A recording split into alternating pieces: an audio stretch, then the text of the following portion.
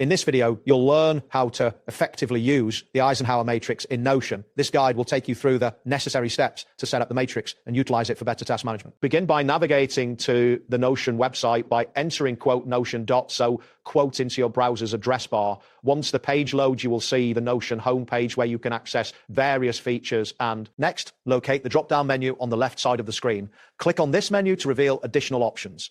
This will give you access to your workspace and the templates available within Notion. After that, click on the templates option from the drop-down. This will direct you to a page where you can browse through different templates that can enhance your productivity and organization. Once you are on the templates page, look for the marketplace option and click on it. The marketplace features a variety of user-created templates that you can explore and utilize for your own tasks. In the search bar of the marketplace, type in Eisenhower matrix to find relevant templates. This will filter the results to show you the specific matrix designed to help prioritize tasks based on urgency and importance. Choose a template from the search results that suits your needs. You can preview the templates to see which one aligns best with your workflow before proceeding. Click on the Add button associated with your selected template.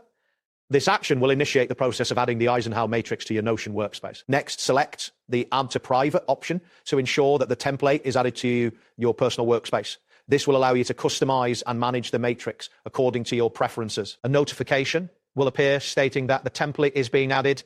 Wait for this message to confirm that the addition process is underway. The speed of this action may vary based on your internet connection. Once the template is successfully added, you should see a confirmation that states template is ready. This indicates that you can now access and use the matrix for your task management. Click on the See Template button to view the Eisenhower matrix you just added. This will open up the template, allowing you to familiarize yourself with its layout and features. Next, you will notice several sections labeled I important, you urgent, not urgent, and not important.